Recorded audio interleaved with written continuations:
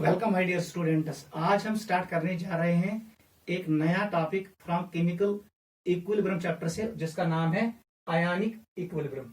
अब हम इक्विलिब्रियम देखेंगे इन सॉल्यूशन फेज में।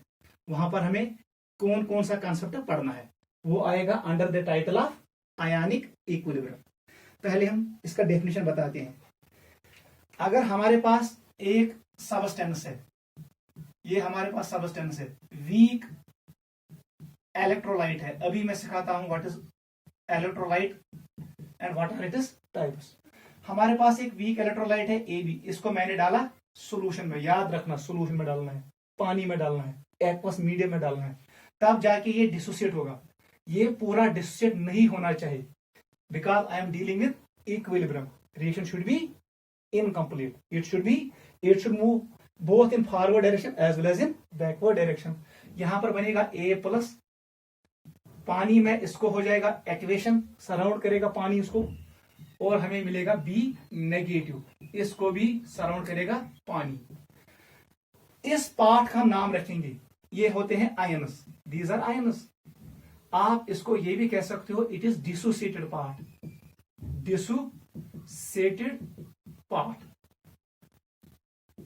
जो लेफ्ट साइड में है, जो ये वीक इलेक्ट्रोलाइट है, ये क्या है? It was undissociated part. अब देखो, जो इक्विलिब्रियम एस्टैब्लिश हुआ between undissociated part and dissociated part in aqueous medium, उसी इक्विलिब्रियम का नाम है आयनिक इक्विलिब्रियम। क्लियर?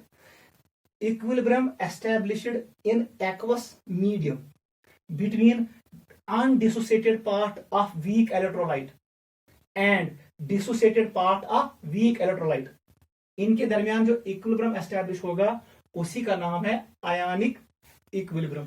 पहले डेफिनेशन लिखो। Equilibrium established between dissociated and undissociated parts, between dissociated and undissociated parts of weak electrolyte in solution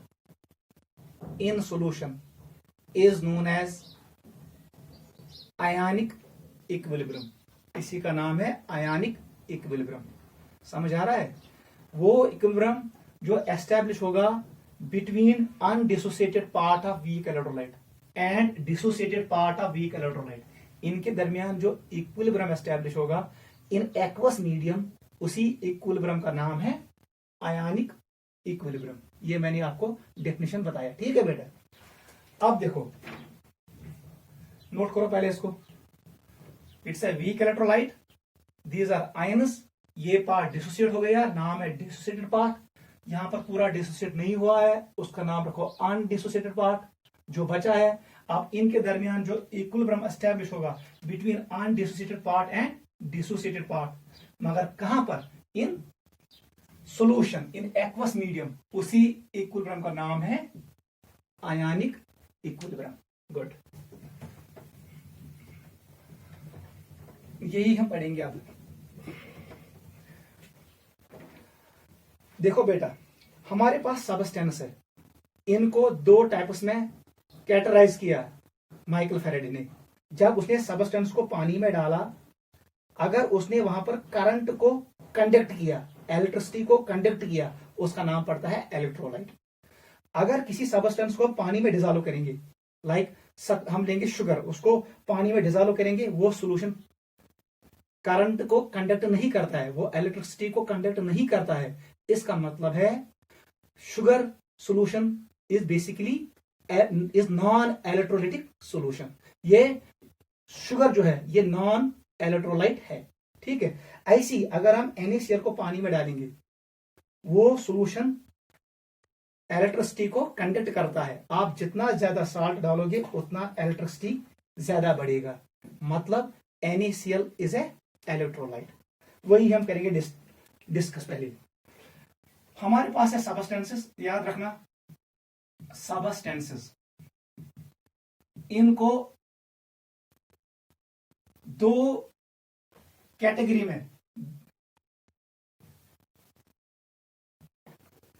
डाला किसने? Michael Faraday ने।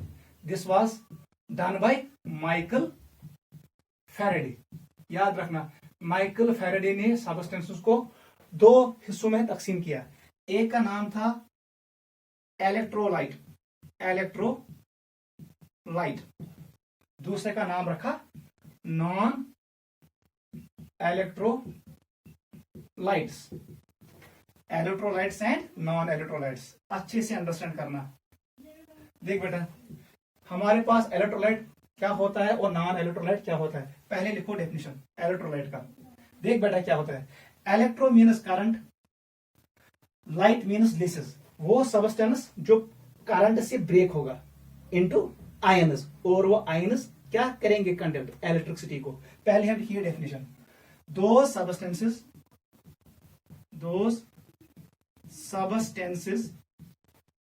which conduct electricity in the solution। जैसे हम इनको पानी में डालते हैं, ये ब्रेक होते हैं इनटू आयन्स और वो करंट को कंडक्ट करते हैं। उन सबस्टेंस का नाम है electrolytes. Electro stands for current, light stands for break, जो करंट से ब्रेक होगा।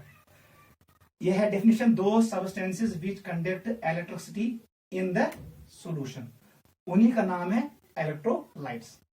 एग्जांपल लिखो। एग्जांपल, अगर हम NaCl को, जो हमारे पास साल्ट है, इसको डिजोल्व करेंगे पानी में, वाटर में, क्या बनाएगा? It will form in water, it will form Na positive plus Cl negative, ये दो बनाएगा।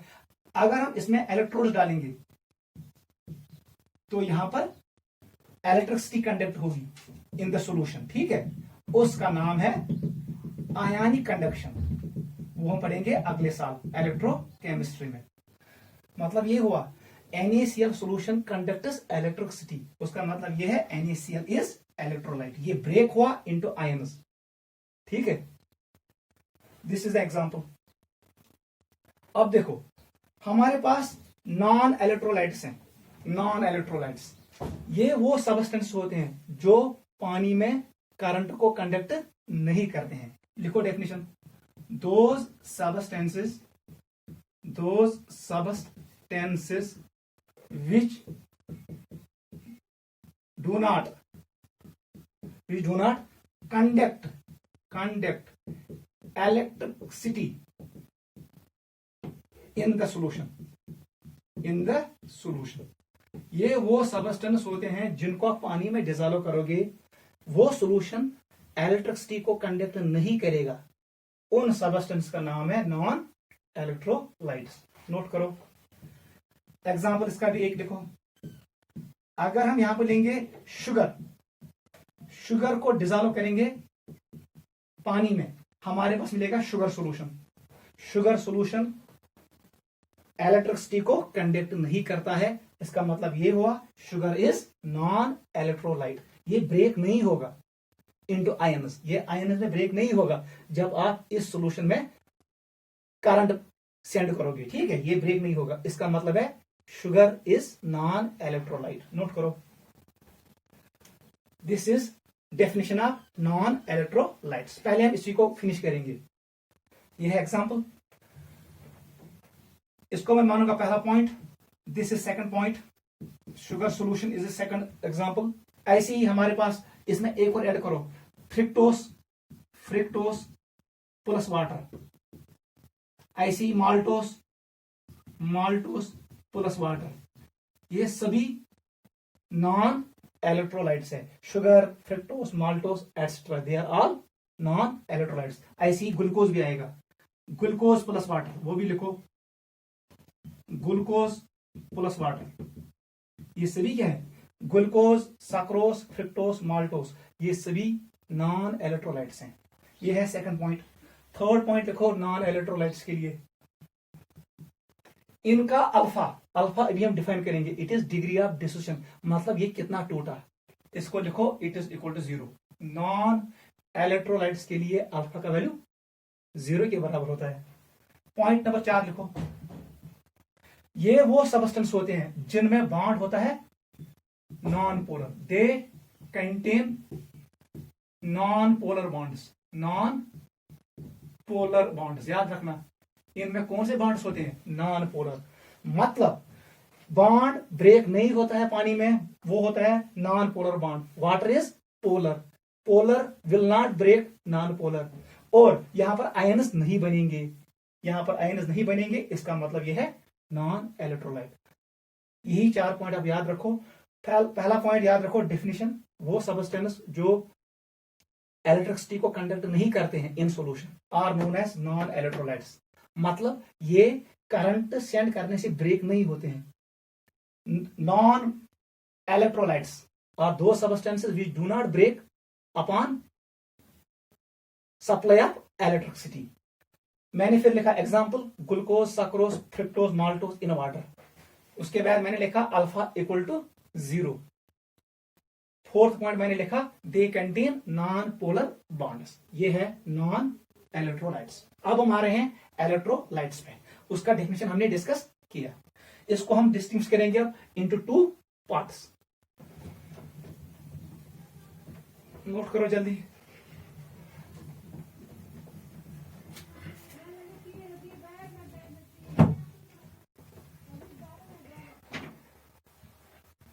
लिखो बेटा इलेक्ट्रोलाइट्स। अब हमारे पास है इलेक्ट्रोलाइट्स। इलेक्ट्रोलाइट्स इनको 2 हिस्सों में तकसीम किया गया। एक का नाम है strong electrolyte, strong electrolytes, very very important. Weak electrolytes हमारे सिलेबस में है वीक इलेक्ट्रोलाइट। अभी हम पढ़ेंगे वीक इलेक्ट्रोलाइट इन डिटेल। पहले आप अंडरस्टैंड करो स्ट्रॉन्ग क्या होता है और वीक क्या होता है। देख बेटा क्या होता है, मतलब दोनों सबस्टेंसेस पानी में इलेक्ट्रिसिटी को कंडक्ट करेंगे because they come under the title of electrolytes. वो मैंने आपको पहले ही एक्सप्लेन किया। स्ट्रॉन्ग इलेक्ट्रोलाइट क्या होता है? पहला पॉइंट लिखो, they dissociate 100% in the solution. जैसे हम इसको पानी में डालते हैं 100% डिसोसिएट होता है।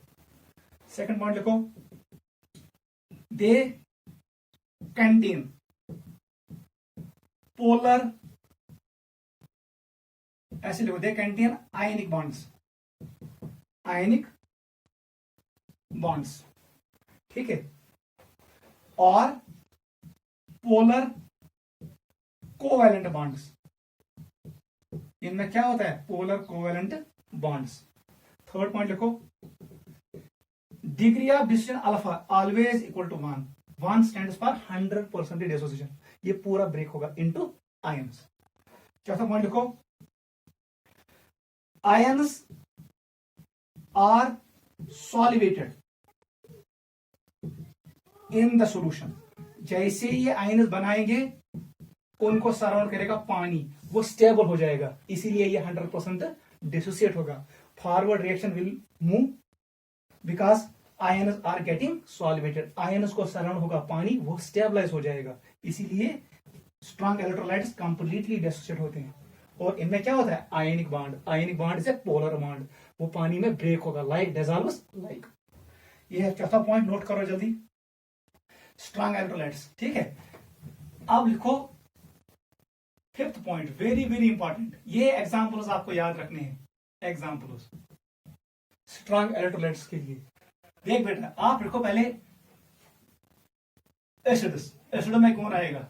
एसिड में आप याद रखो, एक HCl, HBr, HI, याद रखना, ठीक। HNO3 nitric acid, H2SO4, H2SO4 and perchloric acid HClO4। याद रखना, ये 6 एग्जांपल्स हमेशा याद रखना। These are examples of strong acids. बाकी जितने भी एसिड्स है उनको वीक मानो, आप इतना याद रखो। ये 6 स्ट्रॉन्ग एसिड्स है, मतलब ये हमेशा डिसोसिएटिंग होंगे 100%। इनमें इक्विलिब्रियम एस्टैब्लिश नहीं होगा, रिएक्शन विल बी कंप्लीट, ठीक है। क्योंकि ये स्ट्रांग है। ऐसे ही आप लिखो बेसिस। बेसिस कौन कौन से बेसिस जो स्ट्रांग कहलाते हैं? Alkali hydroxides, alkali metal hydroxides मतलब sodium hydroxide, potassium hydroxide, rubidium hydroxide and caesium hydroxide, ये 4। और अल्कलाइन अर्थ मेटल हाइड्रोक्साइड्स मतलब calcium hydroxide, magnesium hydroxide, barium hydroxide. याद रखना, ये 7 एग्जांपल्स भी आप याद रखो। बेसिस में 7 एग्जांपल्स याद रखो, एसिड्स में 6 एग्जांपल्स याद रखो। फिर लिखो ऑल साल्ट्स, जितने भी साल्ट्स है वो सभी क्या है? Strong electrolytes. मैं एग्जांपल्स दे रहा हूं। हमारे पास एक साल्ट है, उसका नाम है NaCl। It is salt of strong acid, ऐसे लिखूंगा, स्ट्रांग एसिड स्ट्रांग बेस। ये किससे बना है? Sodium hydroxide plus HCl। दूसरा लिखो CH3COONA, ये बना है weak acid, acetic acid, week acid. और NaOH से, वो क्या है? Strong base. It is made of weak acid strong base. इसी तरीके से हमारे पास तीसरा साल्ट है अमोनियम क्लोराइड, यह बना है अमोनियम हाइड्रोक्साइड से और HCl, मतलब यह बना है स्ट्रांग एसिड से और वीक बेस से। चौथा कैटेगरी का आएगा अमोनियम एसिटेट, अमोनियम एसिटेट किसका बना है? एसिटिक एसिड और sodium hydroxide, both of them are weak acids and weak bases. ये बना है weak acid and weak base से। मतलब तमाम साल्ट्स हमेशा आएंगे किस कैटेगरी में? स्ट्रांग इलेक्ट्रोलाइट्स में। मैंने 4 साल्ट्स आपको शो किए, स्ट्रांग एसिड और स्ट्रांग बेस का साल्ट, वीक एसिड और स्ट्रांग बेस का salt, strong acid weak base का साल्ट अमोनियम क्लोराइड है, और वीक एसिड और वीक बेस का साल्ट अमोनियम एसिटेट है। All salts are strong electrolytes. Bases में आप ये याद रखो, ये 7 एग्जांपल्स, और एसिड्स में आप ये याद रखो, नोट करो, इंपॉर्टेंट है। ठीक है बेटा, समझ यह थवन याद, ये इंपॉर्टेंट है। This was 4th point. 5th point लिखो स्ट्रांग इलेक्ट्रोलाइट्स के बारे में। पॉइंट नंबर 5 वो भी लिखो। पॉइंट नंबर 5 हमारे पास ये है स्ट्रांग इलेक्ट्रोलाइट। अब मैं इसको मानूंगा साल्ट। चलो NaCl हमने माना। स्ट्रांग इलेक्ट्रोलाइट कंप्लीटली डिसोसिएट होगा, इसलिए आपको ये एरो शो करना है, A+ एंड B-। A भी है एक्वेटेड, B भी है एक्वेटेड। ठीक है। अब देख वही 2 points.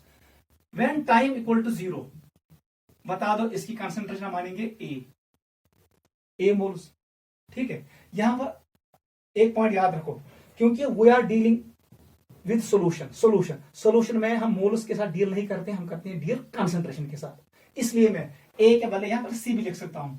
Late C is the initial concentration of this electrolyte, strong electrolyte. उस वक्त किसके बराबर होगा? 0। ये किसके बराबर? 0, क्योंकि ये स्ट्रांग इलेक्ट्रोलाइट है। ये रिएक्शन कंप्लीट होगी, यहां पर इक्विलिब्रियम नहीं आएगा, तब जाके मैं लिखूंगा T equal to end time. ये कम कम कम होगा, किसके बराबर आएगा? 0 के बराबर। ये बढ़ेगा, ये बनेगा C के बराबर, ये बनेगा C के बराबर। This is case of strong electrolytes. Note करो, मतलब स्ट्रांग इलेक्ट्रोलाइट्स में रिएक्शन कंप्लीट होगी, concentration of strong electrolyte goes on decreasing because it converts into ions, urban ions. इसलिए टाइम एंडस पे है, कंसंट्रेशन ऑफ A भी 0 बराबर, कंसंट्रेशन ऑफ A+ है CS बराबर, कंसंट्रेशन ऑफ B नेगेटिव है CS बराबर।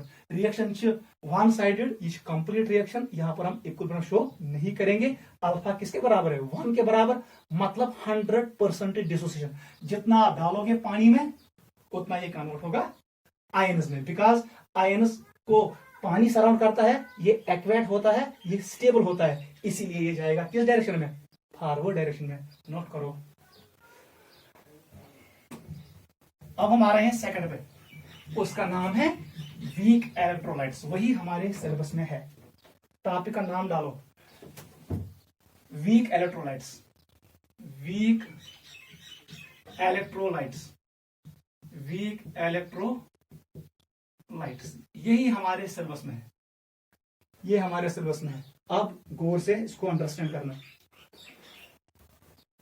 ये क्या होता है, फर्स्ट पॉइंट लिखो, पहला पॉइंट आपको पता है वीक, ये है इलेक्ट्रोलाइट है, मतलब in solution it will conduct electricity as per Faraday, ठीक है। अब ये वीक है, ये पूरा डिसोसिएट नहीं होगा, लिखो दोज इलेक्ट्रोलाइट्स, ये बनेगा definition, which do not dissociate completely in the solution। जैसे ही आपने इसको सॉल्यूशन में डाला, पानी में डाला, एक्वस मीडियम में डाला, ये पूरा डिसोसिएट नहीं होगा। 1% डिसोसिएट होगा, 2% होगा, 3% होगा, 5% होगा, 10% होगा, इतना ही होगा। ये कम डिसोसिएट होता है। आप मानो ये 100 में से 10% डिसोसिएट होगा, 90% ऐसे ही रहेगा। Those electrolytes are known as weak electrolytes, definition है, those electrolytes which do not dissociate completely in the solution। यहां पर एक और पॉइंट याद रखना, मैं कभी कभी टर्म यूज करूंगा डिसोसिएशन, कभी कभी मैं टर्म यूज करूंगा आयोनाइजेशन। ये दोनों सेम है लेकिन थोड़ा डिफरेंस है, हमेशा याद रखना। डिसोसिएशन टर्म तब हम यूज करते हैं अगर हमारे पास ये साल्ट है NaCl, इन सॉलिड स्टेट इसमें होता है Na पॉजिटिव भी होता है, Cl नेगेटिव भी होता है, ये होता है आयनिक डबलेट। जैसे हम उसको पानी में डालते हैं, पानी में डालने से क्या होगा, ये आयोनाइज होगा, Na प्लस होगा और Cl माइनस अलग जाएगा, Na प्लस विल मूव, ये एक्टिवेट हो जाएगा और चला जाएगा, ये भी एक्टिवेट हो जाएगा और चला जाएगा। मतलब this process is known as dissociation. Dissociation वो प्रोसेस होती है जहां पर ऑलरेडी होते हैं आयन्स इन सॉलिड स्टेट। कहां पर, सॉलिड स्टेट में आयन्स ऑलरेडी होते हैं, जैसे हम इसको डालते हैं किसमें, पानी में, वो आयन्स अलग अलग होते हैं। इस प्रोसेस का नाम है डिसोसिएशन, याद रखना। Dissociation is that process in which in solid state ions are already present.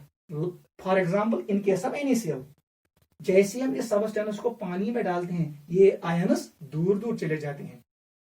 इस प्रोसेस का नाम है डिसोसिएशन। अब देखो आयनाइजेशन क्या होता है। हमारे पास सपोज HCl है, HCl, इसमें कोई आयन नहीं है, लेकिन जब हम पानी में इसको डालते हैं, किसमें डालते हैं, वाटर में, ये बनाता है H plus and OH minus, ये है हाइड्रोनियम आयन, फिर बनता है H3O पॉजिटिव, ये होता है हाइड्रोक्सिल आयन। सब प्रोसेस यथ मज आयन्स बनन सोल्यूशनस मज, मगर गोडनेक ٲسۍ नहٕ आयन्स क्या, यहाँ पर आयन्स नहीं है, लेकिन जैसे आपने पानी में डाला आयन्स मिल गए। इस प्रोसेस का नाम है ionisation. In both cases, dissociation as well as in ionisation, we get ions, हमें फाइनली मिलते हैं आयन्स इन सॉल्यूशन। अब डिफरेंस कहाँ है, in case of dissociation ions पहले से ही मौजूद होते हैं सॉलिड में, लेकिन in case of ionisation ions पहले मौजूद नहीं होते हैं, लेकिन दोनों प्रोसेस में हमें हमेशा मिलता है आयन्स, जैसे ही हम इनको डिसॉल्व करते हैं किसमें, पानी में। यह है little bit of difference between dissociation and ionization. ठीक है बेटा, नोट करो, समझ आवा। डिसोसिएशन विज आसन आयन्स ऑलरेडी सॉलिडस में मौजूद, युत आबस मज त्राय तिम आयन्स गन अलग अलग, तथ प्रोसेस वन डिसोसिएशन। मगर आयनाइजेशन विज निवन इलेक्ट्रोलाइट, अत मज आयन्स आसन गोडनेथ कहीं, युत यह आबस मज त्राहन तत बन आयन्स, यथ प्रोसेस वन आयोनाइजेशन, तो हेरमि process one dissociation.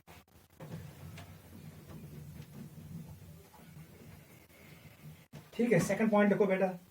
Second point, जो डिग्री ऑफ डिसोसिएशन अल्फा है, इसका वैल्यू होता है 1 से कम लेकिन 0 से ज्यादा। अगर ये 0 के बराबर है तो क्या है, अभी मैंने बोला नॉन इलेक्ट्रोलाइट, अगर 1 के बराबर स्ट्रॉन्ग इलेक्ट्रोलाइट। इसलिए याद रखना, value always ranges between 0 and 1। If alpha equal to 1, हमेशा याद रखना, alpha equal to 1 it is strong, E stands for electrolyte. If alpha equal to 0 it is non electrolyte, याद रखना, नॉन इलेक्ट्रोलाइट, गलती नहीं करना। इसीलिए अल्फा का वैल्यू आएगा इस रेंज में इन case of weak electrolytes. Note करो। थर्ड पॉइंट लिखो, दे कंटेन, ये पॉइंट कॉमन है, दे कंटेन आयनिक बॉन्ड और पार्शल कोवैलेंट बॉन्ड। इन मॉलिक्यूलों में होता है आयनिक बॉन्ड और पार्शल कोवैलेंट बॉन्ड, ये भी नोट करो। चौथा पॉइंट लिखो, एग्जाम्पल्स। एग्जाम्पल्स मैंने क्या अभी कहा आपको, उन 6 एसिड्स को छोड़ो, जितने भी एसिड्स हैं वो सभी वीक है। ऐसे में लिख सकता हूं, एसिडो में मैं लिखूंगा ऐसे एग्जांपल, HNO2 नाइट्रस एसिड, मैं लिखूंगा H2SO3 सल्फ्यूरस एसिड, मैं लिखता हूं HF भी आएगा, मैं लिखूंगा एसिटिक एसिड CH3COOH, ठीक है। मैं लिख सकता हूं H2S एटसेट्रा, जितने आपको याद आएंगे वो डालो। ये है एग्जांपल्स ऑफ एसिड्स। बताओ बेसिस कौन कौन आएंगे, कौन सा जल्दी बेस का सेस, बेसों में कौन सी एग्जांपल आएगी? आप लिख सकते हो PH3 NH3 अमोनिया, आप लिख सकते हो अमाइनस RNH2, ये अमाइन कहलाता है, इसका नाम है अमाइनस, ठीक है। ऐसे ही आएगा पीरिडियम बेंजीन रिंग होता है, यहां पर नाइट्रोजन होता है, इस पे नाइट्रोजन पे क्या होता है, लून पेयर होता है, और ऐसे होता है, इसका नाम है पाइरिडियम एटसेट्रा, ठीक है। ये सभी क्या है, बेसिस। साल्ट कोई नहीं है, क्योंकि सारे साल्ट्स क्या होते हैं, स्ट्रॉन्ग इलेक्ट्रोलाइट्स। अब आप पॉइंट याद रखो, जैसे ही मैं टर्म कहूंगा वीक इलेक्ट्रोलाइट, आपको दिमाग में आना चाहिए I am talking about weak acid and weak base. यही दो आएंगे किसमें, वीक इलेक्ट्रोलाइट्स के examples. Weak acids and weak bases are known as weak electrolytes. Note करो, ये हुआ क्लियर। यहां पर आप H3PO4 भी लिख सकते हो, H3PO4 फास्फोरिक एसिड, H3PO2 भी लिख सकते हो, H3PO, ये क्या H3PO4 H3PO2, ये हम ये भी लिख सकते हैं, H3PO3 भी लिख सकते हैं, ये सारे लिख सकते हैं। These are all weak acids.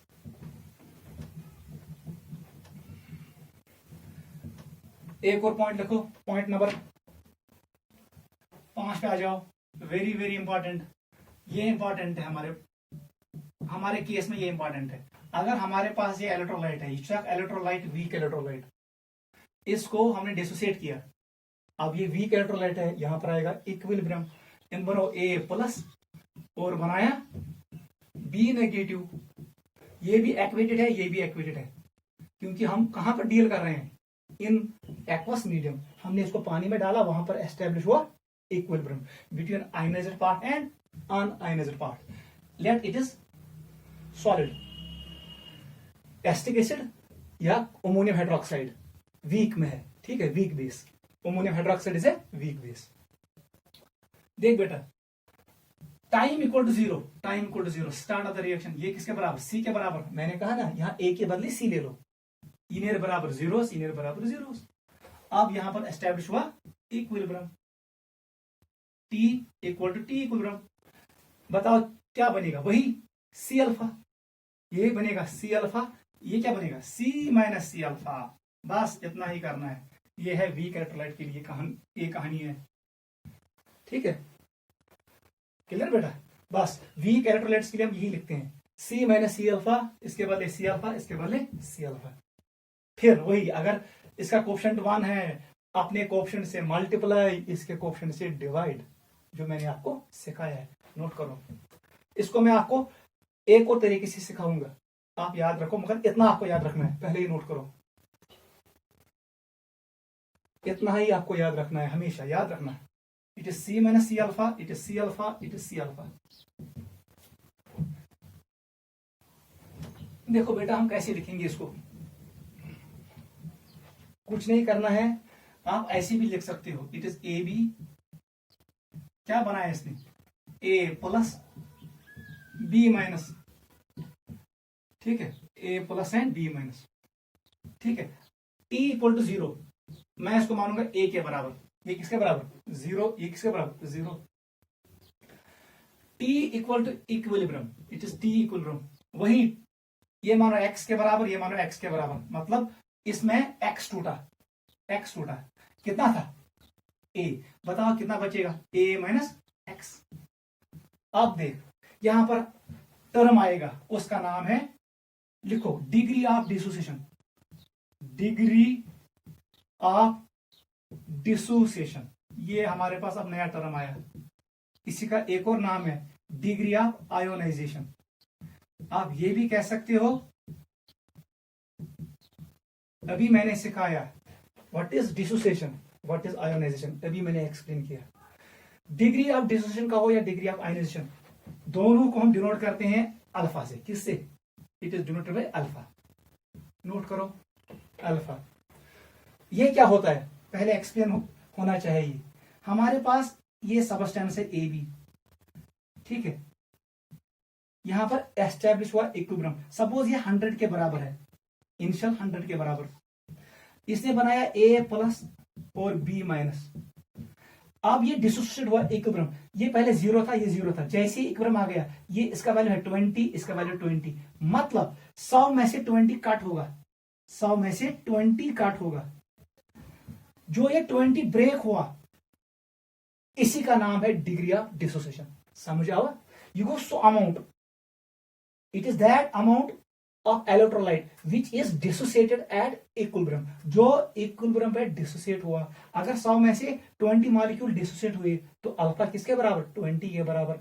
अगर 100 में से 10 मॉलिक्यूल डिसोसिएट हुए एट इक्विलिब्रियम, तब जाके अल्फा किसके बराबर 10 के बराबर। यही होता है डिग्री ऑफ डिसोसिएशन। पहले लिखो definition, degree of dissociation, it is defined as amount of substance dissociated at equilibrium। बस यही है, amount of substance dissociated at equilibrium। हमारे पास एक सबस्टेंस है, फिर से मैं कह रहा हूं 100 मॉलिक्यूल्स, उस सबस्टेंस के 20 मॉलिक्यूल्स डिसोसिएट हुए इक्विलिब्रियम पे, मतलब इस सबस्टेंस का डिग्री ऑफ डिसोसिएशन 20 के बराबर।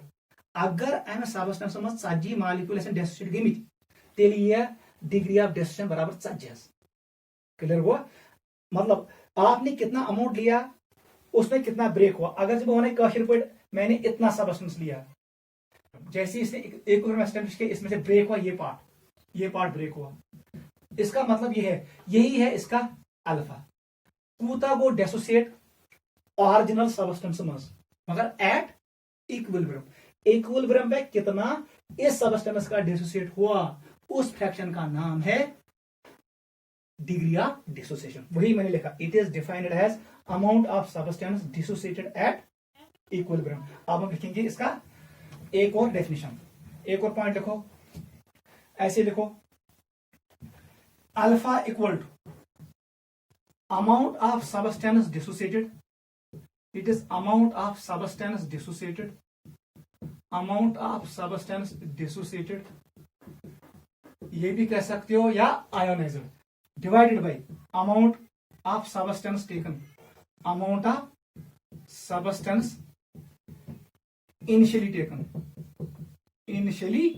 taken, लेकिन याद रखना ये कहां पर, at equilibrium, at equilibrium.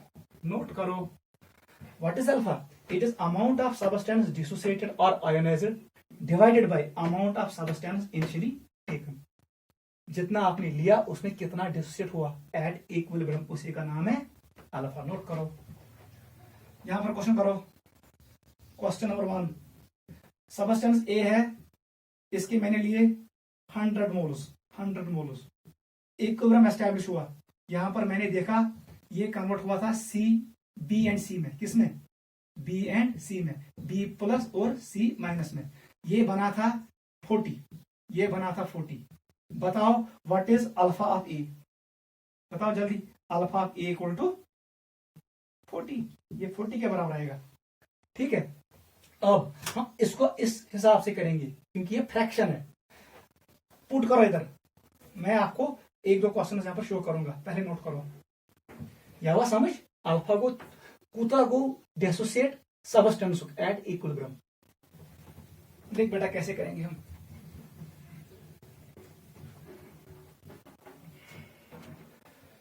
Question करो, एग्जाम्पल 1। मेन्यू ए का ऑरिजिनल कंसंट्रेशन इनिशियल 100 के बराबर, 100 मोल्स। ठीक है, पहला पार्ट बताओ, एट टी इक्विलिब्रियम फर्स्ट, यहां पर ए जो डिसोसिएट हुआ, A dissociated equal to 20। What is alpha? बताओ व्हाट इज अल्फा? अल्फा किसके बराबर आएगा? सॉल्यूशन लिखो, बताओ अल्फा किसके बराबर? अमाउंट ऑफ सबस्टेंस डिसोसिएटेड कितना? 20 डिवाइडेड बाय इनिशियल अमाउंट 100, किसके बराबर आएगा? 0.2 के बराबर। इसीलिए मैंने कहा it is fraction. What is alpha? It is fraction of electrolyte which dissociates at equilibrium. पहले ये लिखो फिर वो लिखेंगे। ऐसी घर में करना सेकंड पार्ट। अगर आप रखोगे इक्विलिब्रियम पे 30, फिर निकलेगा 0.3। अगर 40 रखोगे 0.4, 50 रखोगे 0.5, 60 रखोगे 0.6, 70 रखोगे 0.7, 80 रखोगे 0.8, 90 रखोगे 0.9, 100 रखोगे 100 by 100 इक्वल टू 1, तब जाके ये बनेगा स्ट्रॉन्ग इलेक्ट्रोलाइट। नोट करो, नीचे लिखो, alpha is also defined as, alpha is also defined as, इसका क्या नाम है? अल्फा का क्या नाम है? Degree of degree of dissociation, short में लिखते हैं DOD। Alpha is also defined as fraction of weak electrolyte, fraction of weak electrolyte underline करना, fraction of weak electrolyte which dissociates at equilibrium, fraction of weak electrolyte which dissociates at equilibrium. ठीक है, clear? Fraction of weak electrolyte which dissociates at equilibrium, वही होता है alpha. ये घर में करना बाकी क्वेश्चंस। इसका वैल्यू हमेशा आएगा लेस देन 1, क्योंकि डिनोमिनेटर ज्यादा है, न्यूमरेटर का वैल्यू कम होगा, इसलिए हमेशा आएगा ये फ्रैक्शन में आएगा। इसीलिए मैंने लिखा it is fraction of weak electrolyte which dissociates at equilibrium.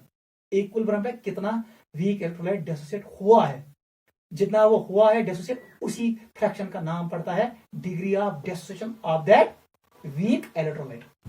अब देख बेटा, वापस आ जाओ अपनी इस इक्वेशन पे। अल्फा लिखो किसके बराबर है? बताओ कितना डिसोसिएट हुआ? यहां पर अब x हुआ, लिखो यहां पर x। बताओ कितना लिया? a। अब हम एक और ट्रिक याद रखेंगे, हमेश खातिर ट्रिक याद थमें। अल्फा हमेश बराबर broken by taken, broken by taken. ये रोजे याद, ये गई ट्रिक, ये ट्रिक है। कितना टूटा, कितना लिया, इलेक्ट्रोलाइट कितना टूटा, ब्रोकन बाई टेकन। कितना ब्रेक हुआ? x। कितना लिया था? a। मतलब यहां पर बताओ x का वैल्यू किसके बराबर आएगा? It will B a alpha. Put कर दो x का वैल्यू इस इक्वेशन में, बताओ क्या बनेगा? ये बनना a minus a alpha, x के बदले क्या आएगा? a अल्फा, इसके बदले a अल्फा। अभी मैंने कहा हम a के बदले यहां पर लेते हैं कंसंट्रेशन c, सबस्टिट्यूट जहां पर आपको a दिखा वहां डालो c, क्या बनेगा? c minus c alpha. Even स इक्वेशन जो मैंने पहले ही दिखाया आपको, किसके बराबर आएगा? c alpha into c alpha. आप ऐसे भी लिख सकते हो, जैसे मर्जी आप वैसे लिख सकते हो। नोट करो, this is for weak electrolytes. यही मैंने आपको सिखाया पहले, c minus c alpha equal to c alpha into c alpha. इसको मैंने इस तरीके से किया, मैंने x को माना अमाउंट ऑफ इलेक्ट्रोलाइट डिसोसिएट, ठीक है, फिर मैंने अल्फा डिनोट किया, इट इज कोता को डिसोसिएट, कोता ओसो न्यूमोस, it is x by a। यहां से मैंने निकाला x का वैल्यू, उसको सब्स्टिट्यूट किया इक्वेशन में, मुझे मिला ये इक्वेशन। क्योंकि इनिशियल मोल्स को हम डिनोट करते हैं in solution in terms of concentration, ठीक है, इसलिए a के बदले c डालो, a के बदले c डाला, a के बदले c डाला, a के बदले c डाला, a के बदले c। हमारे पास ये equation I in case of weak electrolytes. यही काम की इक्वेशन है, नोट करो, इंपॉर्टेंट है।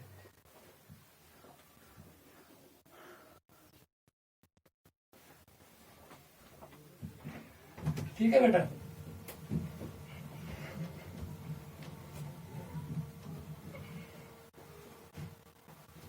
टॉपिक का नाम डालो, factors affecting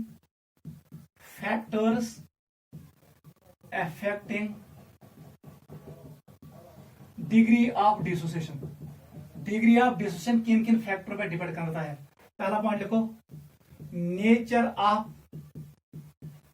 electrolyte. Nature of electrolyte वो हमने पढ़ा, यही पे खत्म करो। अगर इलेक्ट्रोलाइट होगा स्ट्रॉन्ग इलेक्ट्रोलाइट ऐसी, बताओ अल्फा का वैल्यू 1। अगर होगा weak electrolyte, W is weak, E stands for electrolyte, alpha का value less than 1 but greater than 0। अगर नॉन इलेक्ट्रोलाइट होगा, नॉन इलेक्ट्रोलाइट ये भी मैंने आपको एक्सप्लेन किया, alpha equal to 0। Clear, first point clear. It depends on nature of electrolyte. Non electrolyte के लिए 0, इलेक्ट्रोलाइट के लिए ये दो cases. Nature of solvent, nature of solvent, solvent polar है या नॉन पोलर, ये भी लिखो। पोलर सॉल्वेंट है कि नॉन पोलर। अगर सॉल्वेंट पोलर है, अगर हमने इलेक्ट्रोलाइट डाला वहां पर, अल्फा का वैल्यू इंक्रीज होगा, वहां पर वो ज्यादा डिसोसिएट होगा। अगर सॉल्वेंट नॉन पोलर है, नॉन पोलर सॉल्वेंट, वहां पर अल्फा का वैल्यू कम होगा, ये पूरा ब्रेक नहीं होगा। मतलब पोलर सॉल्वेंट में अल्फा वैल्यू ज्यादा 0.6, 0.7, 0.8, मगर नॉन पोलर सॉल्वेंट में अल्फा वैल्यू कम 0.2, 0.3, 0.1 उसके रेंज में आएगा। थर्ड पॉइंट लिखो, it depends on temperature, very very important. देख कैसे, अगर मैं आपको कहूं हमारे पास ये एसिटिक एसिड है, वीक इलेक्ट्रोलाइट, इसको मैंने डिसोसिएट किया into acetate ion and H positive ion. इसके लिए लिखो equilibrium constant Ka, equilibrium constant for A stands for acid, किसके बराबर आएगा? It will B concentration of acetate ion ऐसे बराबर into concentration of H positive ion divide gases concentration of acetic acid. अब देख, K डिपेंड्स ऑन टेम्परेचर, मैंने आपको explain किया। फॉरवर्ड प्रोसेस इज एंडोथर्मिक, क्या चीज? It is endothermic. जैसे ही एंडोथर्मिक है, बताओ for endothermic reaction K increases with increasing temperature. जितना आप टेम्परेचर इंक्रीज करोगे Ka का वैल्यू इंक्रीज होगा। यदि Ka इंक्रीज कैसे, उसका मतलब है न्यूमरेटर इंक्रीज होगा, मतलब ये बनेगा ज्यादा, ये बनेगा ज्यादा, उसका मतलब ये हुआ, ये ज्यादा टूटेगा, मतलब अल्फा विल इंक्रीज। समझ आवा? With increase in temperature ionisation constant of acid increases, वो इंक्रीज होगा क्योंकि forward step is endothermic. Ka कब इंक्रीज होगा? जब कंसंट्रेशन ऑफ एसिटेट और concentration of hydrogen ion increase होगा। ठीक है, स्टिल इंक्रीज प्रोडक्ट कब इंक्रीज होगा? जब ये ज्यादा डिसोसिएट होगा। मतलब increase in temperature increases alpha because it increases ionisation constant of acid, ये इक्विलिब्रियम कांस्टेंट को इंक्रीज करता है। नोट करो ये पॉइंट भी।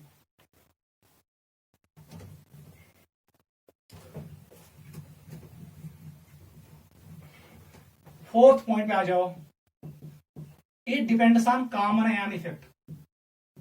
कॉमन आयन इफेक्ट ये हम आगे पढ़ेंगे, थोड़ा यहां पर मैं आपको एक्सप्लेन करूंगा। हमारे पास ये इक्विलिब्रियम है, देख बेटा, ये क्या बनाई? ये बनाई एसिटेट आयन, बे क्या बनाई? H plus ion. अच्छे से अंडरस्टैंड करना। अगर मैंने इस इक्विलिब्रियम में मैंने ऐड किया स्ट्रॉन्ग इलेक्ट्रोलाइट, मैंने ऐड किया HCl, क्या ऐड किया? HCl। बताओ क्या बनाएगा ये बनाएगा Cl नेगेटिव और हमें मिलेगा H पॉजिटिव। देख बेटा, अब क्या हुआ इस इक्विलिब्रियम में, यहां पर concentration of H positive increase हुआ। ये कॉमन आयन है, ये इक्विलिब्रियम को धक्का देंगे रिवर्स डायरेक्शन में, क्योंकि concentration of products increases. When concentration of products increase, कल मैंने कहा ली चार्टलियर प्रिंसिपल में, equilibrium will shift in that direction where concentration of product decreases. So yes, still decrease in side kugunes back sides so that concentration of reactant will increase.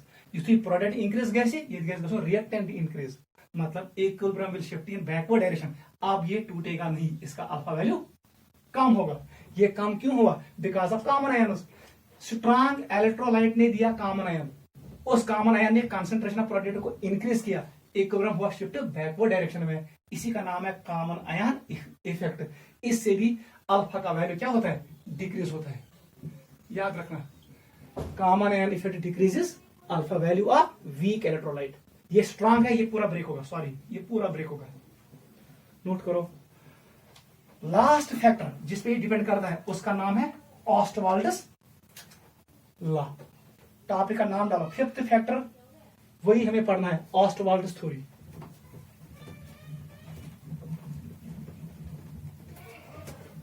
Topic का नाम डालो ऑस्टवाल्ड्स theory.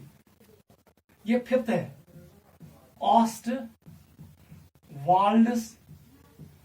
Theory of weak electrolytes. याद रखना, जैसे ही मैंने term लिखा weak electrolyte, आपके दिमाग में आना चाहे week acid and weak base. ये इन दो के लिए अप्लाई होता है ऑस्टवाल्ड थ्योरी. नीचे लिखो. It is basically to write equilibrium constant for weak electrolytes in solution. It is basically to write equilibrium constant expression for weak electrolytes in solution. What is Ostwald theory? इस थोन कौशल पर यार weak electrolyte खातिर लिखुन चीज़ है equilibrium law. चाहिए लिखुन law of chemical equilibrium for weak electrolytes. मत क्या in solution. उस एक्सप्रेशन का नाम है ऑस्टवाल्ड्स थ्योरी. ये इतना ही है. आप देख कैसे करेंगे हम, बहुत आसान है. हमारे पास एक इलेक्ट्रोलाइट है, हम मानेंगे एस्टिक एसिड. ठीक है, CH3COOH. इसको ब्रेक कत मज इसने बनाया एसिटेट आयन और क्या बनाया H+2. अच्छे से अंडरस्टैंड करना, ये इंपॉर्टेंट है. टाइम इक्वल टू 0 अभी हमने आपको सिखाया. It is equal to C, yes बराबर जीरोस, यस बराबर zeros. Total concentration equal to C. अब बताओ, जैसे T इक्विलिब्रियम में आ गया, ये रिएक्शन इनकम्प्लीट है, यहां पर आएगा इक्विलिब्रियम. तो ये किसके बराबर आएगा? हमेशा लिखना रिएक्टेंट साइड में C माइनस C अल्फा. मैंने आपको एक्सप्लेन किया. इसके बदले C अल्फा, इसके बदले C अल्फा, क्योंकि कोफिशिएंट यहां पर 1 है, यहां पर भी 1 है और यहां पर भी 1 है. मतलब मल्टीप्लाई होगा 1 से, डिवाइड होगा 1 से, वो तो यही रहेगा. इसमें भी मल्टीप्लाई होगा 1 से, डिवाइड होगा इसके 1 से, ये भी वही रहेगा. This is moles at equilibrium. Clear? अब बता Kc का एक्सप्रेशन क्या आएगा? Ka का एक्सप्रेशन. अब ये A है क्योंकि ये एसिड है. बता एक्सप्रेशन क्या आएगा? It is C alpha power 1, ठीक है, into C alpha power 1 divided by it is C minus C alpha. ये कंसंट्रेशन के हिसाब से है. यहां पर आपको वॉल्यूम से डिवाइड कुछ नहीं करना है. बताओ बेटा किसके बराबर आएगा? It will B C square alpha square. क्या मैं यहां पर C कॉमन निकाल सकता हूं? C minus C into 1 minus alpha. Square से C कट होगा. बताओ Ka का वैल्यू किसके बराबर आएगा? It is C alpha square 1 minus alpha. Note करो पहला एक्सप्रेशन ऑस्टवाल्ड का. This is expression number 1. बहुत आसान है. इक्विलिब्रियम कांस्टेंट मैंने लिखा एस्टेट के बदले C अल्फा, H प्लस के बदले C अल्फा. फिर मैंने और एस्टिक एसिड के बदले C माइनस C अल्फा. इसको क्या किया? स्क्वायरिंग किया. C square alpha square. नीचे मैंने C को कॉमन निकाला. C स्क्वायर से C कट किया, वहां बचा C alpha square divide by 1 minus alpha. यहां पर एक और पॉइंट याद रखना, H पॉजिटिव का कंसंट्रेशन किसके बराबर? C अल्फा के बराबर. हमेशा याद रखना concentration of H positive equal to C alpha. ये इंपॉर्टेंट है. इसको लिखो formula number 2. It is formula number 2। H positive की कंसंट्रेशन किसके बराबर? C alpha. pH हम निकालेंगे इसी फार्मूला से। देख बेटा आप क्या करेंगे, हम मुहतर नजर से बताओ हम कहां पहुंचे। Ka equal to C alpha square 1 minus alpha. याद रखना, यहां पर आपको इंपॉर्टेंट पॉइंट याद रखना, अगर अल्फा का परसेंटेज लेस देन है 10%, 10% से कम, यहां पर फिर हम करते हैं अप्रोक्सीमेशन यूज। हम डिनोमिनेटर में अल्फा को नेग्लेक्ट करते हैं, हम मानते हैं ये बहुत कम है, इट इज 0.001, 1 माइनस 0.001 मतलब ये निग्लिजिबल है, नीचे बचेगा 1, मतलब फार्मूला बनेगी फिर Ka equal to C alpha का स्क्वायर डिवाइड बाय 1, वो तो यही हुआ, उसका मतलब ये हुआ। बताओ अल्फा स्क्वायर किसके बराबर आएगा? It is Ka divide by C, square root on both sides, alpha equal to under root of Ka divide by C। इसी का नाम है ऑस्टवाल्ड्स लॉ। ये है इक्वेशन नंबर 3, ये है Ostwald's law, it is ऑस्टवाल्ड्स law. अभी हम करेंगे डिफाइन।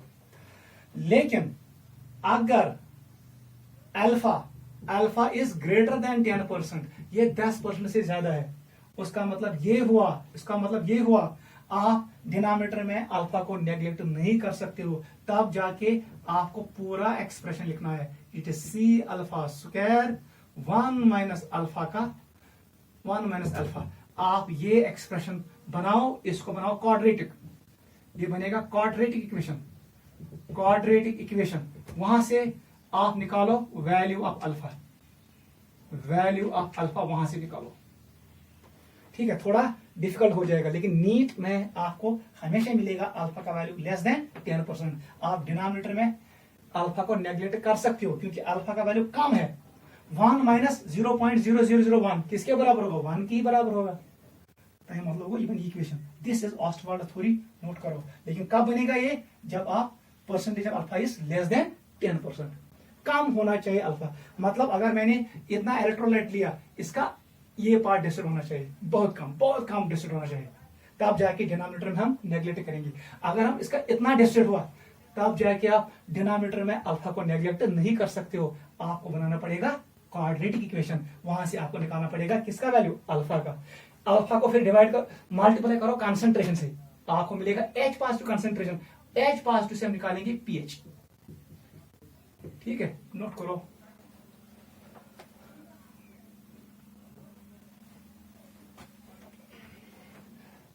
नीचे लिखो डेफिनेशन ऑफ ऑस्टवाल्ड थ्योरी।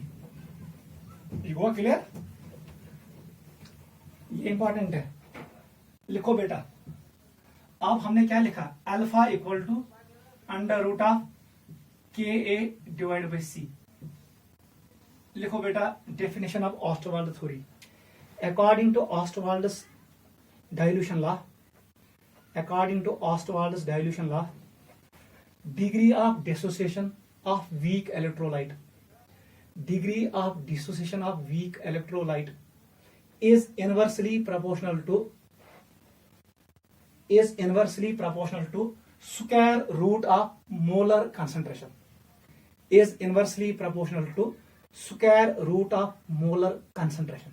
याद रखना, अगर मैं कंसंट्रेशन इंक्रीज करूं अल्फा कम होगा, अगर मैं कंसंट्रेशन डिक्रीज करूं अल्फा बढ़ेगा। Clear?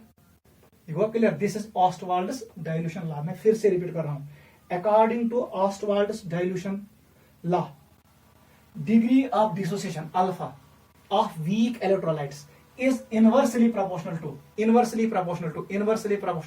square root of molar concentration, inversely proportional to square root of molar concentration। देख बेटा, C किसके बराबर होता है? It is number of moles per unit volume. Put करो C का वैल्यू इसमें, बताओ फार्मूला क्या बनेगा? अल्फा का बराबर नहीं, it is equal to K, नीचे आएगा N, V जाएगा ऊपर, ऐसे बनेगा। If N equal to 1, it is 1 mole. बताओ अल्फा किसके बराबर आएगा? It is under root of KAV। क्या मैं लिख सकता हूं K को मानो कांस्टेंट, क्या मैं लिख सकता हूं अल्फा डायरेक्टली प्रोपोर्शनल, ये अल्फा है याद रखना, it is alpha directly proportional to square root of volume. ये भी नोट करो। नीचे लिखो, according to Ostwald's dilution law, according to Ostwald's dilution law, degree of dissociation, DOD, degree of dissociation of weak electrolyte, याद रखना किसके लिए applicable है, वीक इलेक्ट्रोलाइट के लिए। Degree of dissociation of weak electrolyte is directly proportional to square root of molar volume, is directly proportional to square root of molar volume. When n equal to 1, the volume is called molar volume, is directly proportional to square root of molar volume. मतलब जितना volume increase होगा उतना alpha increase होगा, जितना volume decrease होगा उतना alpha decrease होगा। देख बेटा यहां पर हम क्या पढ़ेंगे, इंपॉर्टेंट पॉइंट। अगर मैं आपको कहूंगा प्लॉट करो कंसंट्रेशन वर्सेस अल्फा, इनवर्स है, √C के साथ प्लॉट कर दो, ठीक है। जैसे ही C किसके बराबर है, 0, ये नहीं कहना ये 0, ये बनेगा इन्फिनिटी। जैसे ही कंसंट्रेशन 0 के बराबर, अल्फा का वैल्यू मैक्सिमम होगा, ये 1 के बराबर आएगा। यानी गलती करेंगे, देखो C जो बराबर 0 इवन इन्फिनिटी नहीं, अल्फा का हाईएस्ट वैल्यू क्या है, 1। जैसे ही मैं C इंक्रीज करूंगा, C का भी increase, alpha decreases, it will decrease ऐसे, लेकिन ये टच नहीं करेगा इस लाइन को, ये टच नहीं करेगा किसको, C वाली लाइन को, बिकॉज 100% पॉसिबिलिटी क्या आसान, 100% जैसे कंसंट्रेशन इंक्रीज करोगे अल्फा डिक्रीजेस, ठीक है, लेकिन कोई ना कोई डिसोसिएट होगा, 0.1 0.2 कैन गेट डिसोसिएट, मतलब it won't touch X excess. Note करो, कंसंट्रेशन को डिक्रीज करोगे alpha approach to highest value, concentration को डिक्रीज करोगे, इंक्रीज करोगे अल्फा का वैल्यू कम होगा, लेकिन ये 0 के बराबर नहीं आएगा, 0 लाइन को टच नहीं करेगा, 0 लाइन को टच नहीं करेगा, ग्राफ ऐसे आएगा। नोट करो,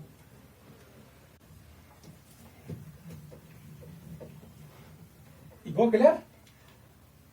एक और पॉइंट याद रखो नीट के लिए, हमारे पास क्या था, एसिटिक एसिड, ऑस्टवाल्ड लॉ इतना ही है बस।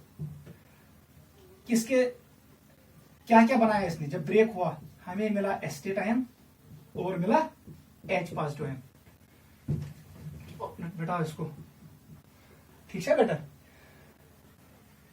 अब देख, हमने वॉल्यूम को इंक्रीज किया, दिमाग बढ़ाना, वॉल्यूम जैसे इंक्रीज किया आपने वॉल्यूम, तो C का क्या होगा, C विल डिक्रीज। जैसे C डिक्रीज होगा अल्फा विल इंक्रीज, अल्फा जैसे इंक्रीज हुआ तो क्या किधर जाएगा, फॉरवर्ड डायरेक्शन में, तो मुझे क्या इंक्रीज होगा, number of moles of H positive will increase. याद रखना इसके मोल्स इंक्रीज होंगे, अच्छे से अंडरस्टैंड करना, नंबर ऑफ मोल्स। आपको पता है concentration of H positive it is equal to number of moles of H positive divide by volume. जैसे आपने वॉल्यूम इंक्रीज किया, ये भी इंक्रीज हो रहा है, ये भी इंक्रीज हो रहा है, NH नंबर, क्योंकि रिएक्शन जाएगा फॉरवर्ड डायरेक्शन में, क्योंकि अल्फा इंक्रीज हो, number of moles of H increase. मगर इन दो में से इसका फैक्टर ज्यादा डोमिनेंट है, ये ज्यादा इंक्रीज होता है, उतना न्यूमरेटर इंक्रीज नहीं होता है, मतलब concentration H positive will decrease. ये पॉइंट याद रखना, concentration moles of H positive will increase but concentration of H positive will decrease. जैसे ये आगे की तरफ गया, बताओ Ka का वैल्यू कम हुआ या ज्यादा हुआ, वो ज्यादा हुआ, तब जाके फॉरवर्ड डायरेक्शन में चला गया। मैं ये भी कह सकता हूं यहां पर कांस्टेंट Ka का वैल्यू इंक्रीज हुआ। अब बताओ पीएच किसके बराबर होता है, pH is always negative log of H positive concentration. अगर H पॉजिटिव कंसंट्रेशन कम गई, माइनस माइनस क्या हो, प्लस, मतलब पीएच विल इंक्रीज। ये पॉइंट याद रखना, नोट करो, very very important. Volume increase करने से कंसंट्रेशन डिक्रीज होगा, वो आपको पता है, volume and concentration are inverse. जैसे आपने वॉल्यूम इंक्रीज किया, आपको पता है alpha directly proportional to under root of volume, volume को इंक्रीज अल्फा कैसे इंक्रीज, अल्फा जब इंक्रीज होगा तो रिएक्शन फॉरवर्ड डायरेक्शन में जाएगा, मोल्स ऑफ Na+ इंक्रीजेस। लेकिन Na+ भी NaH+ भी इंक्रीज होगा और वॉल्यूम भी इंक्रीज होगा, लेकिन डिनोमिनेटर ज्यादा इंक्रीज होगा, मतलब H पॉजिटिव कंसंट्रेशन कम होगा, because these two are inverse, concentration H positive decreases, मगर Ka का वैल्यू इंक्रीज होगा। जैसे ही H पॉजिटिव कंसंट्रेशन कम होगा, pH का वैल्यू इंक्रीज होगा। नोट करो, ऐसे ही लिखो, सिमिलरली वॉल्यूम जब डिक्रीज करोगे, बताओ क्या होगा, concentration will decrease, alpha will, concentration will increase, alpha will decrease, number of moles of H positive will decrease, concentration of H positive ions will increase. ठीक है, Ka का वैल्यू क्या होगा, वो डिक्रीज होगा, pH का वैल्यू क्या होगा, वो भी डिक्रीज होगा. नोट करो, ये ऊपर वाले का रिवर्स आएगा, नीट में क्वेश्चन आएगा, वेरी वेरी इंपॉर्टेंट. नोट करो.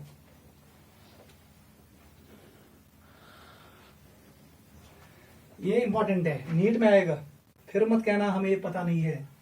वो ऐसे क्वेश्चन देगा, अगर मैंने वॉल्यूम इंक्रीज किया क्या होगा. ये एप्लीकेशन है ऑस्टवाल्ड थ्योरी, ये कोर में एक्सप्लेन किया, आप इसको अच्छे से अंडरस्टैंड करना है जैसे मैंने आपको बोला. अब देखो last point,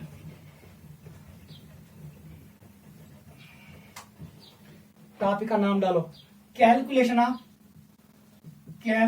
of pH of weak electrolyte.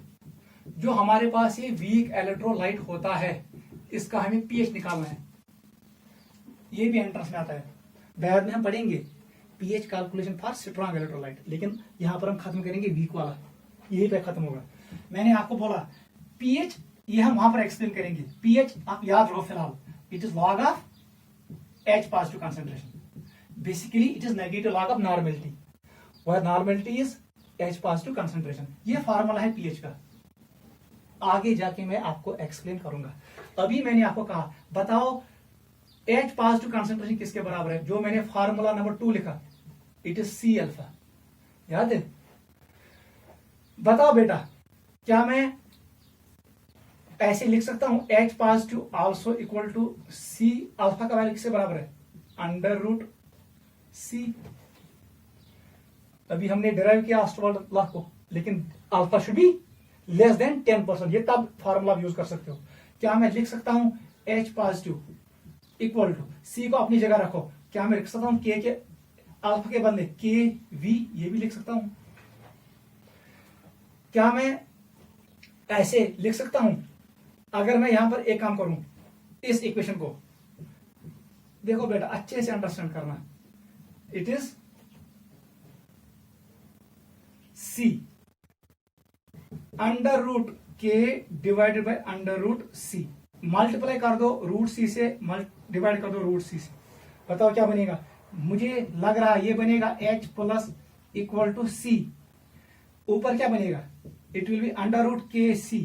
नीचे आएगा इन दो का स्क्वायर, वहां C आएगा, C से C काट, मतलब H पॉजिटिव किसके बराबर आएगा, it will be again equal to KC के बराबर, where K is ionisation constant of acid, वो आपको पता है, इट इज K. पुट करो, बताओ क्या फार्मूला बनेगा, पीएच का फार्मूला क्या क्या बनेगा, माइनस लॉग ऑफ, ये आएगा C अल्फा के बराबर. ये भी आप यूज कर सकते हो, अगर कंसंट्रेशन पता है, अल्फा पता है, निकालो पीएच. पीएच किसके बराबर आएगा, नेगेटिव लॉग ऑफ, बताओ ये भी पुट कर सकते हो, it is C under root of K divide by C. आप ये भी यूज कर सकते हो. पीएच किसके बराबर है, negative log of, it is C under root of KV, ये भी यूज कर सकते हो. लेकिन सबसे इंपॉर्टेंट फार्मूला इन चार में से आप याद रखना, सिर्फ दो ही है, एक नेगेटिव लॉग ऑफ KC. देख बेटा, ये फार्मूला आप इसको याद रखो और इस वाले को याद रखो. फार्मूला नंबर 1 और फार्मूला नंबर 4 को याद रखो, सेकंड और थर्ड को छोड़ो, ये दो फार्मूला याद रखो, first and fourth. Negative log of under root KC note करो, इससे हम पीएच निकालेंगे.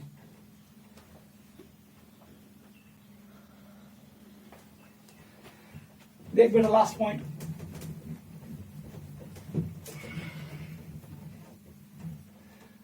हमें पता है H पॉजिटिव किसके बराबर है, it is under root of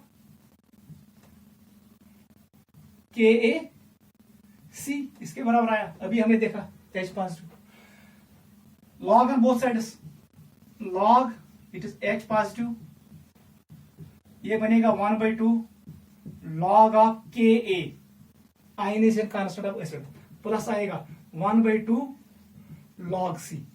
negative on both sides, negative on both sides, negative on both sides, minus log किसके बराबर, H पॉजिटिव, क्या बनेगा, minus 1/2 log KA minus 1/2 log C। आपको पता है negative log of H positive is pH near बराबर 1/2 को बाहर निकालो, negative log of K it is pKa minus 1/2 log C। आप यहां से भी डायरेक्ट pH निकाल सकते हो, because negative log of K equal to pKa।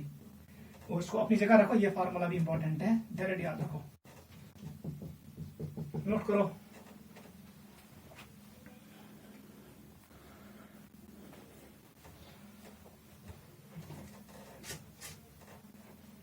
अब हम डिस्कस करेंगे कुछ न्यूमेरिकल प्रॉब्लम्स, 2-3 मैं दिखाऊंगा कैसे आता है क्वेश्चन, नोट करो, ये काफी है। ऑस्टवार्ड्स लॉ ऐसे ही आप निकाल सकते हो, किसके लिए, बेस के लिए। क्या बनेगा फिर, वो OH नेगेटिव आएगा, बता बेटा, OH नेगेटिव, P के B बनेगा, ये B है, ये बनेगा ऐसे ही, it is log B, it is OH negative, क्या बनेगा, इट इज POH, ऐसे भी बना सकते हो, इट इज फॉर बेस, ये बेस के लिए।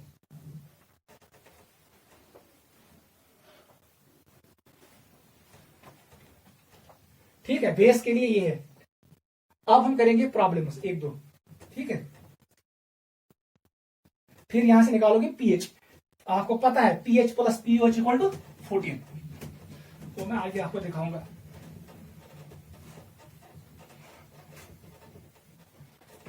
क्वेश्चन करो 1-2।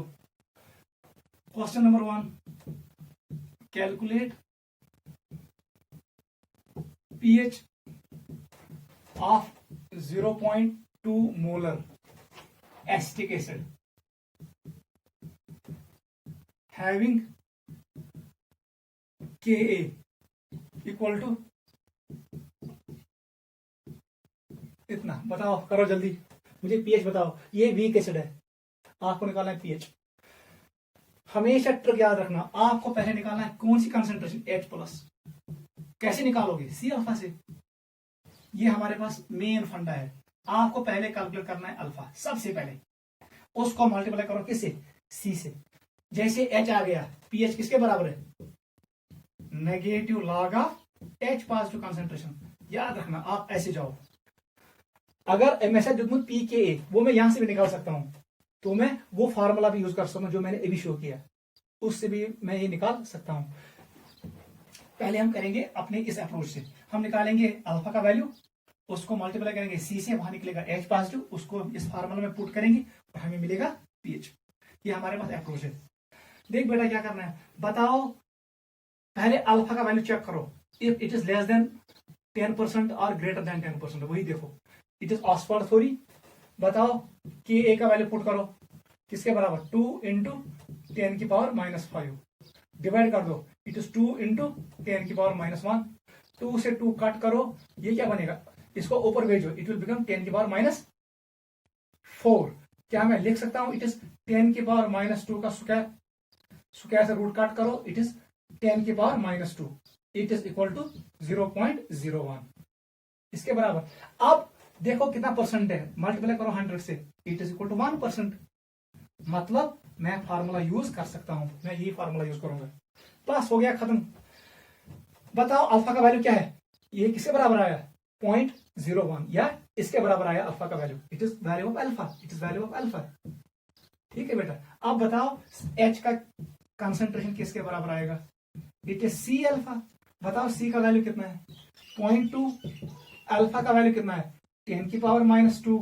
क्या मैं लिख सकता हूं, इट इज 2 इंटू 10 की पावर -3, बस हो गया, खत्म। ये H पॉजिटिव का वैल्यू, ये किसका वैल्यू है, H पॉजिटिव, यहां पुट करो।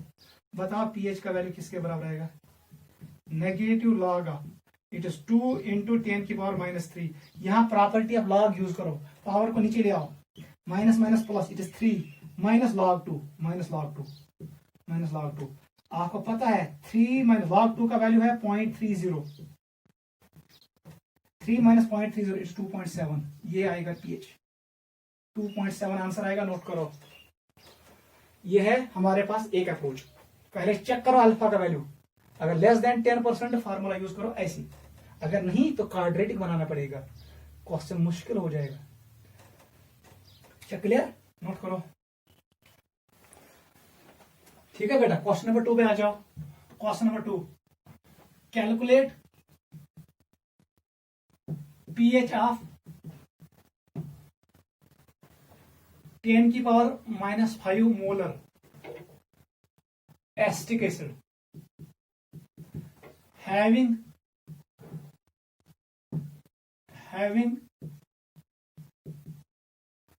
Ka equal to 2 × 10⁻⁻5। जल्दी करो, जोश मज होश थम, गलती छन करें क्या। पहले चेक करो अल्फा का वैल्यू, अगर अल्फा का वैल्यू 10% से कम है तब जाके फार्मूला डालो, अगर 10% से ज्यादा है तो आप क्वाड्रेटिक बनाना पड़ेगा, वो फार्मूला यूज नहीं कर सकते हो। हमें निकालना है पीएच। हम क्या कर रहे थे, पीएच किसके बराबर है, negative log of H positive concentration. हम निकाल रहे थे H पॉजिटिव कंसंट्रेशन, वो किसके बराबर है, सी अल्फा। सी का वैल्यू हमें पता है, कंसंट्रेशन हमें पता है, अब हमें निकालना है अल्फा। ये अल्फा कहां से हम निकाल रहे हैं, ऑस्टवाल्ड्स लॉ से, Ka/C, यहां से हम निकाल रहे हैं। यही अप्रोच है हमारा, याद रखो। पहले चेक करो अल्फा का वैल्यू, सोल्यूशन लिखो, अल्फा इक्वल √, बताओ Ka का value 2 × 10⁻⁻15 divided by it is 10⁻⁻5। -5 से -5 कट हुआ, ये किसके बराबर है, √2। √2 का वैल्यू किसके बराबर होता है, 1.41। लेकिन परसेंटेज बताओ कितना है, ये अल्फा का वैल्यू आया, तो अल्फा का वैल्यू आया 141%। मतलब I cannot use this approach, मैं ये यूज नहीं कर सकता हूं, मैं ऐसे नहीं जा सकता हूं। मुझे अल्फा निकालना है किस फार्मूला से, तब जाके हमें अल्फा निकालना है इस वाले फार्मूला से, Ka equal to C alpha का स्क्वायर 1 - अल्फा। इस फार्मूला को सॉल्व करो, मेक क्वाड्रेटिक। यहां पर बनाना है क्या, क्वाड्रेटिक इक्वेशन बनाना है, तो वहां से आप निकालो अल्फा। जैसे ही अल्फा निकलेगा, अल्फा को मल्टीप्लाई करो किससे, सी से, हमें मिलेगा किसका कंसंट्रेशन, H पॉजिटिव। जैसे H पॉजिटिव कंसंट्रेशन मिला तो हम निकाल सकते हैं पीएच। मतलब आप यहां पर ये फार्मूला यूज नहीं कर सकते हो, you can not multiply 1.414 with 10⁻⁻5, वो गलती नहीं करना, क्वेश्चन गलत हो जाएगा, वेरी वेरी इंपॉर्टेंट। तो यहां पर आपको क्वाड्रेटिक सॉल्व करना है, वहां से निकलेगा अल्फा का वैल्यू, उसको मल्टीप्लाई करो कंसंट्रेशन से, वो मिलेगा H पॉजिटिव कंसंट्रेशन, वही पुट करो इस वाले फॉर्मूला में, तब जाके हमें मिलेगा पीएच। एक और क्वेश्चन करो। चलो बेटा क्वेश्चन नंबर 3 पे आ जाओ। Question number 3, calculate pH of 10⁻⁻1 molar ammonium hydroxide NH4OH having Kb equal to 2 × 10⁻⁻5। कैसे करोगे बेटा, इंपॉर्टेंट है, आसान है, देख कैसे अप्रोच करते हैं हम। यहां पर इसने बेस दिया, हम निकालेंगे पहले OH कंसंट्रेशन। किसकी कंसंट्रेशन, आपको निकालना पड़ेगा OH नेगेटिव की कंसंट्रेशन, किसके बराबर होगा, C अल्फा के बराबर। इसका मतलब है पहले अल्फा को निकालो, alpha is equal to √, Kb/C।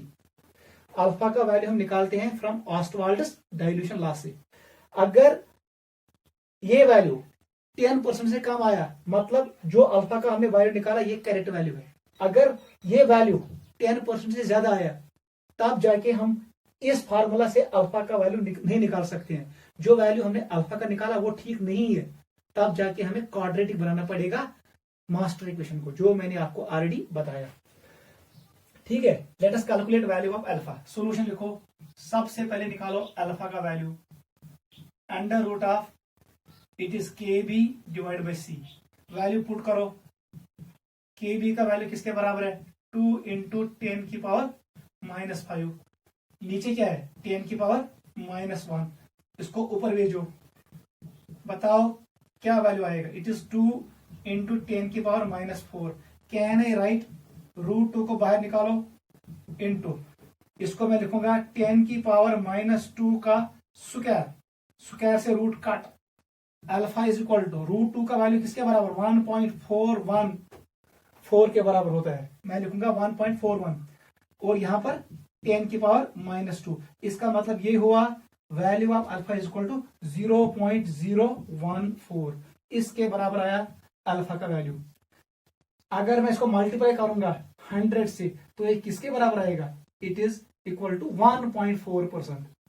मतलब ये 10% से कम है। इसका मतलब ये हुआ जो मैंने अल्फा का वैल्यू कैलकुलेट किया ये करेक्ट वैल्यू है। ठीक है, अल्फा का वैल्यू किसके बराबर है? इट इज इक्वल टू 1.1 10 की पावर -2। ये वैल्यू करेक्ट है, नोट करो। जैसे ही मैंने अल्फा का वैल्यू निकालो OH का कंसंट्रेशन, इधर आ जाओ। OH नेगेटिव का कंसंट्रेशन किसके बराबर आएगा? C इज 10 की पावर -1।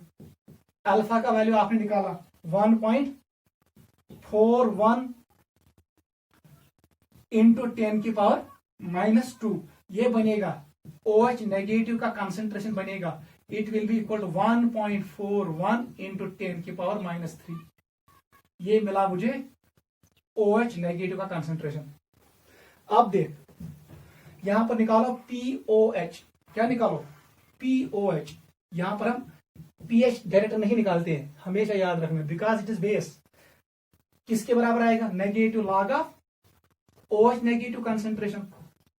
अभी हमने निकाला OH negative concentration, value put करो, it is equal to negative log of, बताओ किसके बराबर? It is equal to 1.41 into 10 की power -3। Property of log use करो, माइनस नीचे आएगा, यहां बनेगा ये प्लस। इसका मतलब है POH का वैल्यू आएगा 3 माइनस लॉग 1.41। ये वैल्यू तकरीबन आएगा, I will write approximate value, ये तकरीबन आएगा बराबर 2.95 के बराबर आएगा तकरीबन। ठीक है, ये निकला POH। हमें क्या निकालना है? pH। आप देख क्या करोगे, यहां तक हम पहुंचे, थोड़ा आगे जाना है। हमें पता है pH प्लस POH, इसका वैल्यू हमेशा बराबर होता है 14 के बराबर। मुझे निकालना है pH। बताओ बेटा pH किसके बराबर आएगा? It will B 14 minus POH। अभी हमने निकाला POH का value, it is 14 minus 2.95। Value put करो, इसको सॉल्व करो, किसके बराबर आएगा? It is 14 minus 2.95, it is 5, it is 1, it is 2, it is 12.5। इसके बराबर आएगा? इट इज 11.15, इसके बराबर आएगा। ठीक है बेटा, ये तो हमें पता है। The value of pH for base is always greater than 7। ये 7 से ऊपर होना चाहिए। और for acidus the value of pH is always less than 7, क्योंकि ये अमोनियम हाइड्रोक्साइड बेस है, इसका वैल्यू आएगा 7 से ज्यादा, 7 और 14 के बीच में आएगा, इट इज 11.15। नोट करो, दिस इज क्वेश्चन नंबर 3। ऐसे ही क्वेश्चन नीट में आते हैं। ठीक है बेटा, क्वेश्चन नंबर 4 घर में करना, ये होम एक्सरसाइज है, इट इज होम एक्सरसाइज। आप निकालना इसका 10 की पावर -3, इसका निकालना घर में। ठीक है, ये क्वेश्चन आप घर में सॉल्व करना। पहले चेक करना अल्फा का वैल्यू बाय यूजिंग ऑस्टरवाल्ड्स फार्मूला। अगर अल्फा का वैल्यू 10% से कम आया तो वो अल्फा का वैल्यू करेक्ट है। अगर वो वैल्यू 10% से ज्यादा आ गया, वो अल्फा वैल्यू करेक्ट नहीं है। आपको यूज करना पड़ेगा वही इक्वेशन जो मैंने आपको पहले ही बताया। आपको इस इक्वेशन से निकालना है अल्फा का वैल्यू। आपको क्वाड्रेटिक बनाना पड़ेगा और यहां से निकालो अल्फा का वैल्यू। उस अल्फा के वैल्यू को मल्टीप्लाई कर दो कंसंट्रेशन से, आपको मिलेगा OH कंसंट्रेशन। वहां से निकलेगा POH, फिर इस फार्मूला से निकालो pH का वैल्यू। बेस वाले क्वेश्चन में हमेशा कॉशियस रहना। अगर एसिड वाला क्वेश्चन हो तो उतना पंगा नहीं है, हम डायरेक्ट pH निकालते हैं। pH equal to negative log of H positive concentration. यहां पर बेस में हम पहले निकालते हैं POH, फिर हम यूज करते हैं pH plus POH equal to 14। यहां पर मैं कंक्लूड करता हूं। ठीक है बेटा, देखो बेटा हमने क्या पढ़ा आज मैंने आपको बताया व्हाट इज आयनिक इक्विलिब्रियम। ठीक है, उसके बाद हमने पढ़ा, ठीक है, वहां पर हमने डिस्कस किया जो अल्फा होता है वो क्या होता है? It is basically amount of weak electrolyte dissociated at equilibrium. ठीक है, वो मैंने आपको एक्सप्लेन किया। फिर मैंने आपको बोला डिसोसिएशन और आयनाइजेशन में डिफरेंस क्या है। मैंने बोला अगर किसी सबस्टेंस में ऑलरेडी उसमें कैटायंस और एनायंस मौजूद हो, अगर हम इसको पानी में डालेंगे वाटर में डालेंगे, यहां पर Na पॉजिटिव अलग हो गया और Cl नेगेटिव अलग हो गया। इस फिनोमेना का नाम है डिसोसिएशन। क्या नाम है? डिसोसिएशन। ऐसे ही मैंने आपको बोला, अगर हमारे पास HCl है, इसको हम पानी में डालेंगे, किसमें? पानी में, ये बनाएगा H positive and Cl negative. Clear बेटा? यहां पर ऑलरेडी यहां पर आयन्स मौजूद नहीं है, अब यहां पर आयन्स बने जब मैंने इसको पानी में डाला। इस फिनोमेना का नाम है आयोनाइजेशन। आयोनाइजेशन, ठीक है बेटा? ये हमने आपको एक्सप्लेन किया। फिर मैंने आपको बोला factors on which degree of dissociation depends, DOD depends. Alpha किस पे डिपेंड करता है? मैंने आपको 5 फैक्टर एक्सप्लेन किए। It depends on nature of electrolyte, it depends on nature of solvent, it depends on temperature, it depends on common ion effect, ठीक है, और इट डिपेंड्स ऑन कंसंट्रेशन और वॉल्यूम। उसका नाम हमने रखा ऑस्टवाल्ड्स लॉ। ऑस्टवाल्ड्स लॉ क्या देता है? इट गिव्स रिलेशनशिप, वही सबसे इंपॉर्टेंट है, ठीक है? अगर आपको कोई क्वेश्चन पूछेगा ऑस्टवाल्ड्स लॉ क्या है, वो मैंने आपको एक्सप्लेन किया। हमारे पास मिला फाइनल एक्सप्रेशन ये, इट इज Ka अगर एसिड होगा डिवाइड बाई C, अगर बेस होगा then is equal to Kb divide by C। मतलब ऑस्टवाल्ड्स लॉ कहता है अल्फा कैसे वेरी करेगा, किसके साथ? मोलर कंसंट्रेशन के साथ। या फिर मैंने इसी फार्मूला को ऐसे भी लिखा, अंडर रूट ऑफ KAV, इसको मैं ऐसे भी लिख सकता हूं, अंडर रूट ऑफ KBV।